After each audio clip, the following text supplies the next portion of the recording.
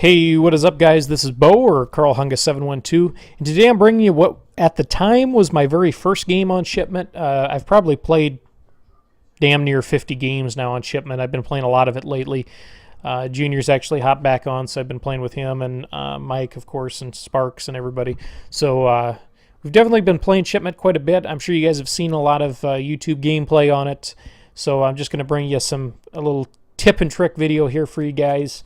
Just kind of what guns to use, what attachments to use in this mode, kind of what to expect, because, you know, if you guys never played Shipment in the original COD 4 or Modern Warfare Remastered, this is not Nuketown. This is much more chaotic. So kind of have to know a couple of different spawns and a few different tricks here, and like I said, you'll be dropping 60, 70, 80 kill games with ease. I think this first game here, my first game on Shipment here, I end up dropping, I believe, 73, if I remember correctly, using the M1 Garand. But anyways, what you'll notice here is, I mean, basically, your only spawns that you're really going to have are at the corners, the four corners of the map.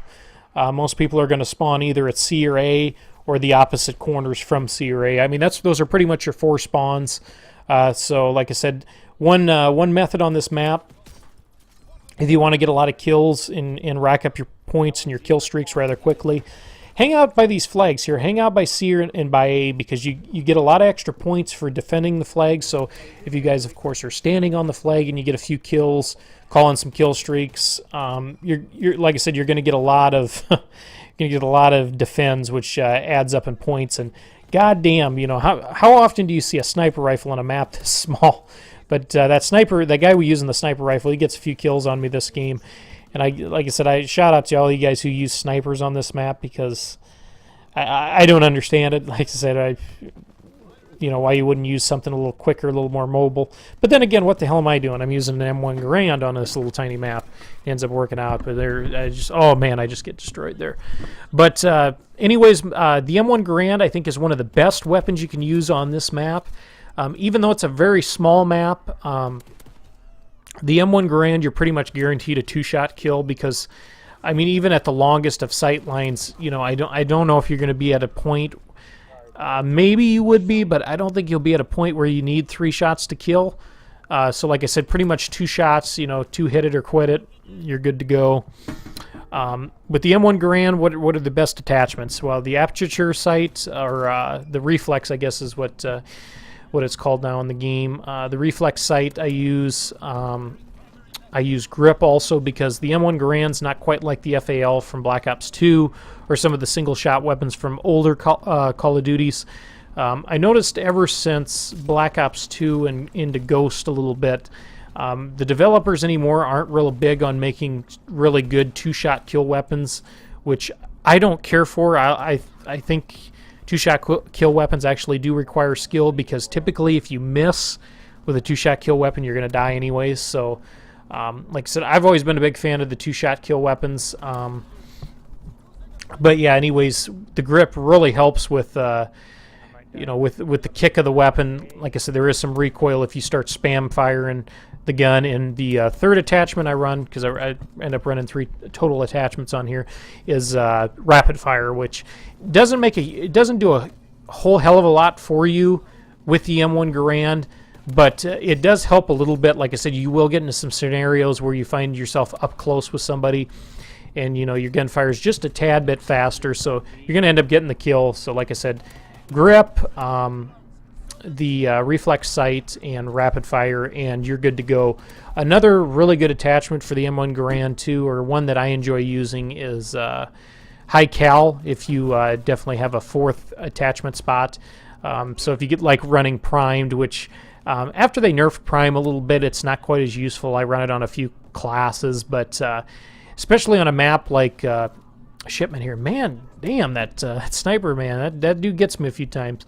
But on a little map like this, primed really doesn't matter. You're going to want something like Hunker, or you know, quick reload or something like that, because again, you're going to be eating grenades nonstop. So if you're not running armored and you're running a different class, like I said, I recommend Hunker or something like that.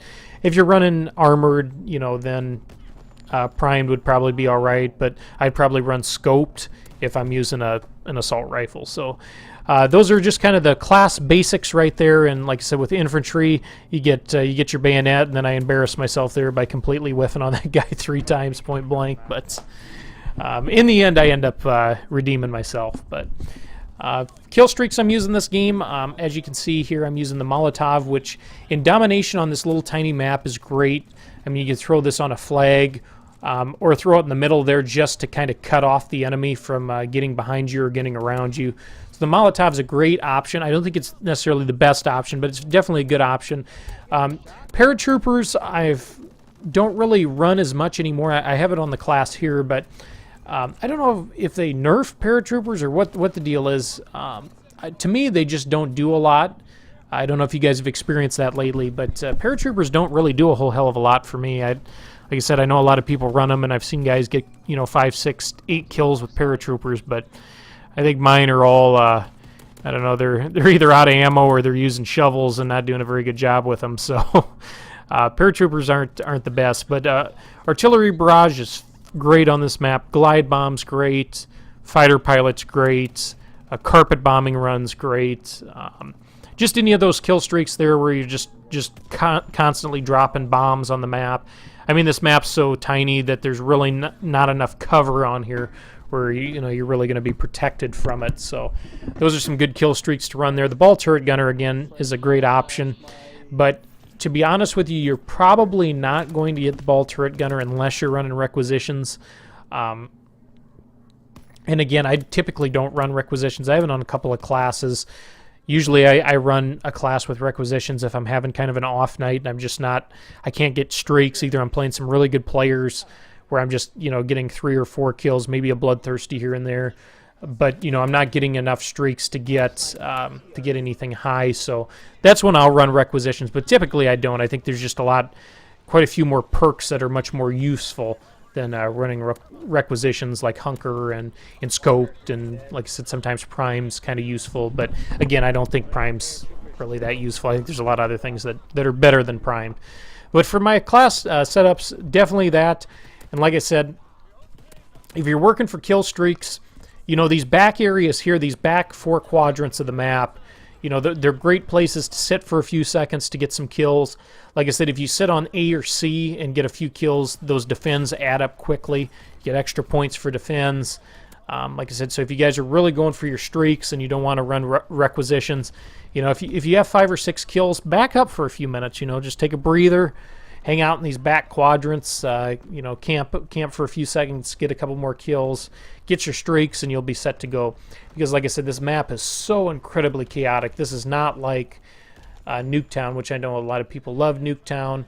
I have some good times on Nuketown too, but this map is much more chaotic. So you're gonna struggle getting streaks on this map for sure. Like I said, unless you're running requisitions, which I'm going to talk about that in my next video. I think I almost think requisitions should be banned on this map, because there's been a few times, and I don't know if you guys have experienced this. You have to let me know in the comments section, where somebody is literally 20 and 60, and because they've played because it's been a 10-minute match, they end up calling a ball turret gunner, and I'm thinking, damn, somebody's going off, good for them.